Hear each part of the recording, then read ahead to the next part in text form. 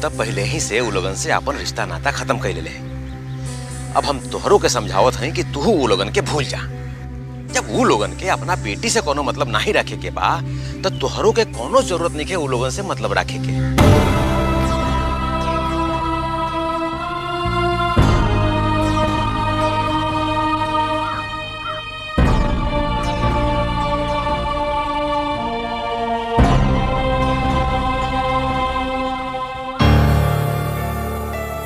बेटा रो मत।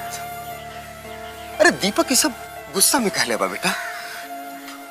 माई बाप और बच्चा लोगन का संबंध ऐसे ही थोड़े खत्म हो गया है।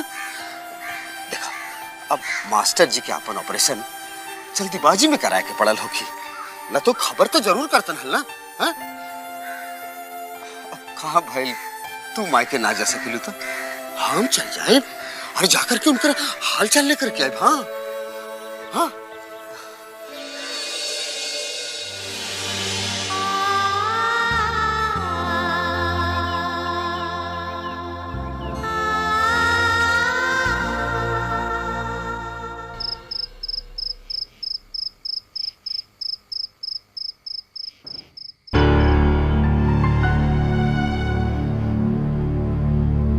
क्या बात है, आप बाहर इतने टेंशन में क्यों खड़े हैं? तुमको क्या जरूरत थी कहने की कि मैं बाबूजी यहीं रह जाएं? 2-4 दिन की बात होती तो ठीक था, पूरा महीना रखना पड़ेगा यहाँ पर। कैसे करेंगे सारी व्यवस्था बोलो? एक्स्ट्रा खर्चा होने पे पूरे महीने का बजट गड़बड़ा जाता, अच्छी तरह से जानती हो तुम। डॉक्टर का खर्चा, दवाई का खर्चा, ये खर्चा वो खर्चा कहाँ से आएगा? वो लोग यहाँ रहेंगे, लोगों से मिलने जुलने के लिए आएंगे, वो खर्चा अलग से। अरे पैसे का भीड़ लगा रखा है मैंने क्या? देखिए, हमारे पास जो कुछ भी है हम उसमें मैनेज कर लेंगे। आखिर वो हमारे माँ बाबूजी हैं, हम नहीं करेंगे तो कौन करेगा उनके लिए? तो हम कब मना कर रहे हैं कि नहीं करेंगे? करेंगे, हम सब करेंगे, लेकिन कम से कम कोई हमारी तकलीफ तो समझे। कोई नहीं समझता हमारी तकलीफ। ये प्रभाकर तो अपने मन से कुछ देने वाला है नहीं। कम से कम बाबूजी को समझना चाहिए कि इस महीने की सैलरी प्रभाकर के हाथों से मंगवा ले, लेकिन नहीं नहीं, बड़ा बेटा हूं ना, सारी जिम्मेदारी मेरी है।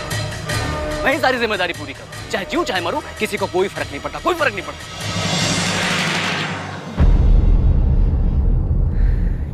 और ऊपर से मां ने पूजा को भी यहीं बुला लिया है। इतने खर्चे कहां से पूरा करूंगा मैं? बोलो निशा। भाभी जी को बोल नहीं सकते, अगर कुछ बोलेंगे तो पूरे हम बनेंगे, हम, और कोई बुरा नहीं बनने वाला है। देखिए, किसी को कुछ कहना अच्छा नहीं होगा। दुख सुख बांट के हम साथ में रह लेंगे। और फिर 1 महीने की तो बात है। बाबूजी यहाँ अच्छे से ठीक होकर जाएंगे तो सबको बहुत खुशी होगी। चलिए, आप चल के सो जाइए।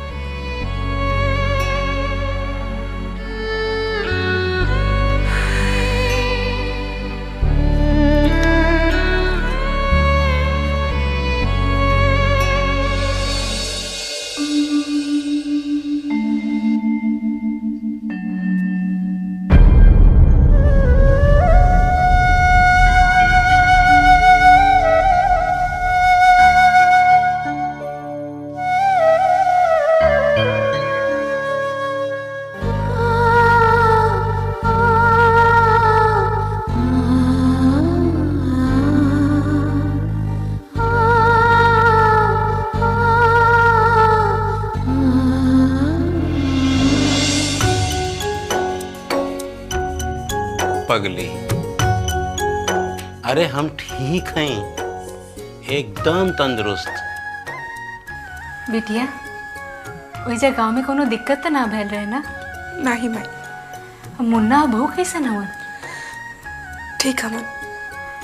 अब तू आगे लो बिटिया, तो अपन बाबूजी का दवाई ववाई का जिम्मेदारी तो ही संभाले। हाँ? अरे ये प्रभाकर कहाँ रह गए? भोजन करा के बाजारे भेजले हो, कुछ सामान लावे खातिर। अच्छा अच्छा, तू जा, जाके हाथ मुंह धोला, धो के कुछ खा पी ला, जा।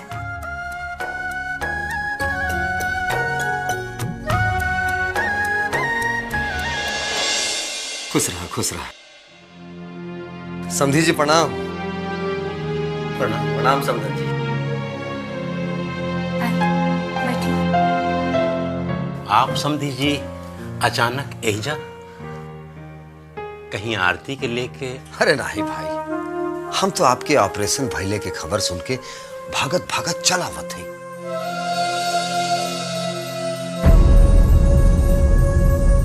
समधी जी, आपके इतना बड़ बीमारी रहे और आप हमने के बतौली तक नहीं, चुपचाप अपन ऑपरेशन करवा ले।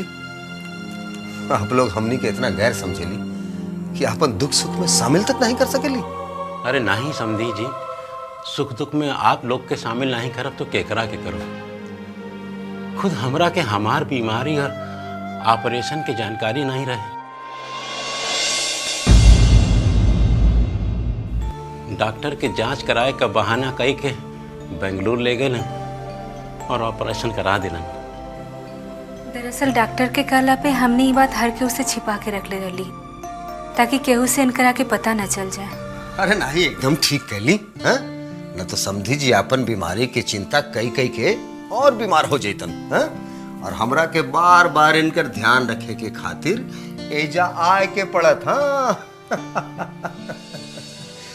हम अजुए सुधाकर के आपके पास भेजे वाला रही, आपके खबर भी कर दे और आरती बिटिया के भी 1-2 दिन खातिर ले आई।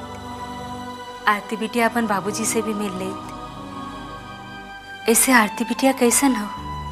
एकदम नीक बिया, हम ओकरो के ले आती हल, पर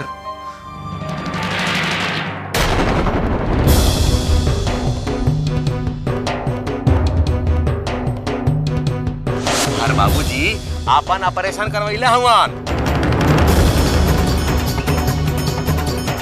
ऑपरेशन? हाँ, हार्ट के ऑपरेशन। हार्ट का ऑपरेशन? तुहार घर वाला 1 नंबर के झूठा और फरेबी हवन। तू हमरा के अपन दामाद कहाँ समझेला, लेकिन तू तो हमार मेहरारू हो। तू तो कम से कम हमरा के बता सकत रहलू कि नहीं? हमार विश्वास करी, हमरा के भी बाबूजी के ऑपरेशन के बारे में कुछ नहीं के पता। हम तो पहले ही से उ लोगन से अपन रिश्ता नाता खत्म कर ले। अब हम तोहरों के समझावत हैं कि तू उ लोगन के भूल जा।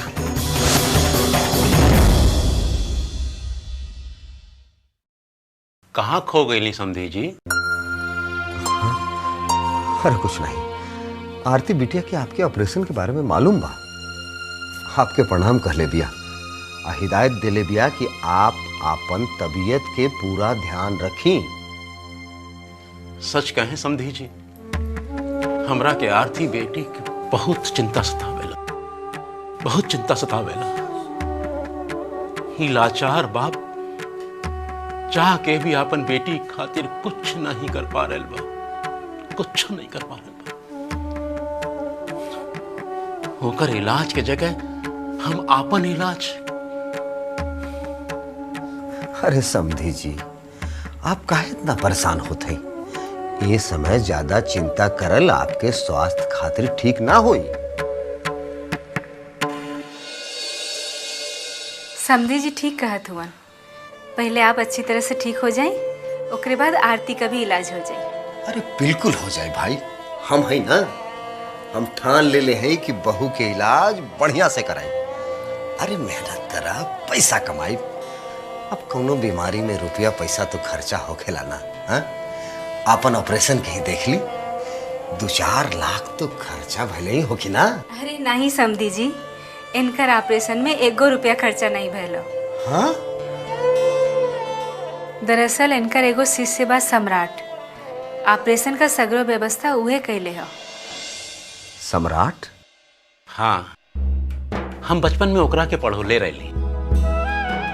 पढ़ लिख के अब कंप्यूटर इंजीनियर बन गइल बा, हमार बहुत इज्जत करेला।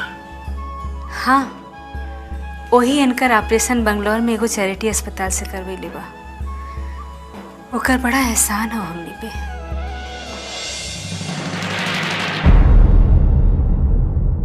कहाँ खो गई समधी जी? सोचत रहले कि आजकल के जमाना में ऐसा नेक और लायक लड़का कहाँ मिले वाला बा। आज ओकरे कारण हमनी के समधी जी इतना स्वस्थ और भला चंगा होवन। ओकरा से मिल के ओकर धन्यवाद दिहल चाहते। कहाँ रहेला उ? लौटत वक्त ओकरा से गांव में मिल के जाए। अरे वहां गांव में नहीं, एहिजा रहेला गोरखपुर में। अच्छा, गोरखपुर में?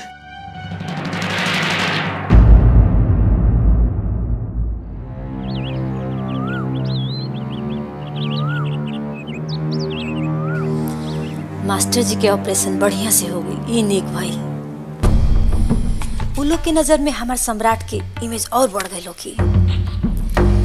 अब तो बस पूजा खातिर सम्राट के रिश्ता ले जाए के देरी बा। देखा था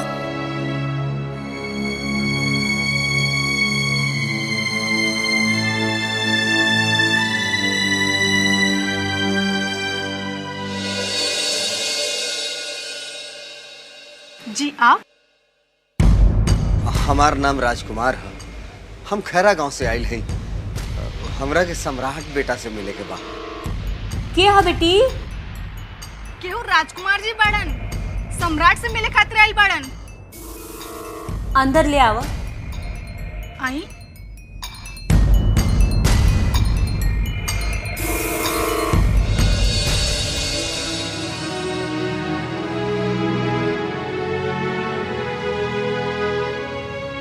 जी प्रणाम। बैठी। सम्राट तो बंगलोर गई काम पे, हम उनकर माई हैं। बताई का काम रहे हमारे बेटा से? फिर तो हमारे एजा आयल व्यर्थ नहीं गई। सम्राट एजा नहीं बढ़न तो का भइल? उनकर माता जी के तो दर्शन हो गई। जैसन बेटा वैसन माई।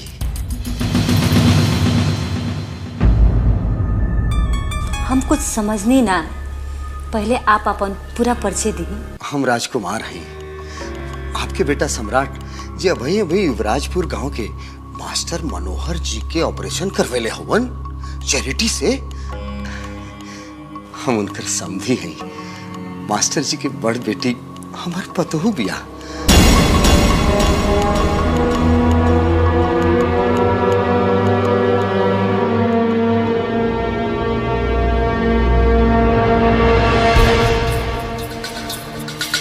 मास्टर जी के समझी हैं, पहले काहे न बतौनी है? हमार सम्राट तो मास्टर जी के अपन पिता समान मानेला। और सम्राट के हम अपन बेटा समान। जब से ये ऑपरेशन के बारे में सुन ली है, सम्राट से मिले की इच्छा हो गई रहे। हम एजा गोरखपुर मास्टर जी से मिले खातिर आयल रहली। हमरा पता लगल कि सम्राटो एजे रहेलन, यही से हम मिले चलेनी। अभी जमाना में दूसर के दुख के अपन दुख कहे वाला केहू कहाँ मिलेला। आपके बेटा तो हीरा बा हीरा। चेताली, ये मास्टर जी के समधी हैं, तो हमनियों के जा तू चाय पानी के इंतजाम कर। अरे नहीं नहीं, रहे दी। हम तो बस एजा एगो प्रार्थना लेके आयल रहली। बोली। बात यह कि मास्टर जी के बड़ बेटी यानी हमार बहू आरती के मिर्गी की बीमारी बा।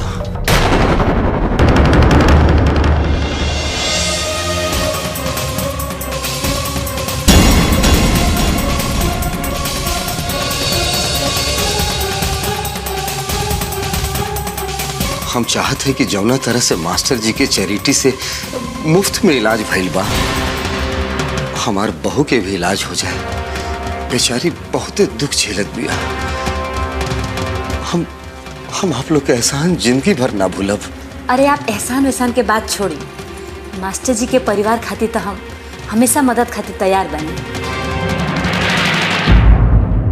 हम सम्राट से बात करब, आप फिक्र मत करी। और ई बीमारी में तो ऑपरेशन ना होखेला, बल्कि लंबा इलाज चलेला। आपके बहुत बहुत धन्यवाद। चलत है। बहू के लेके कब आ जाइए हम? सम्राट से हम बात करके खबर भिजवा दे। ठीक बा, प्रणाम।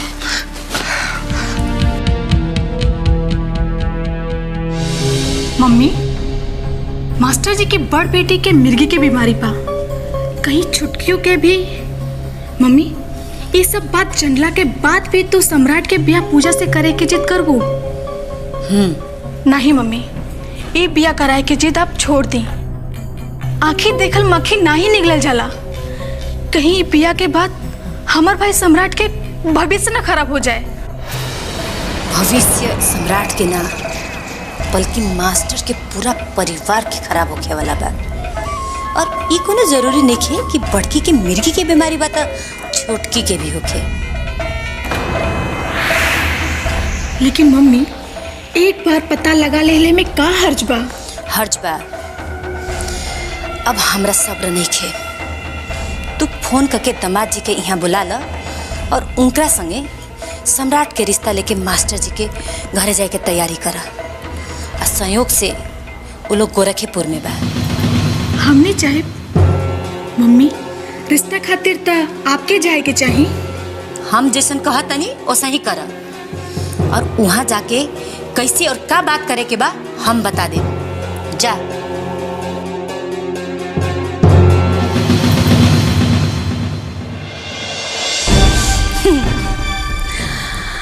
बड़की बेटी के तब भगवानी मिर्गी के बीमारी दे देले बड़न।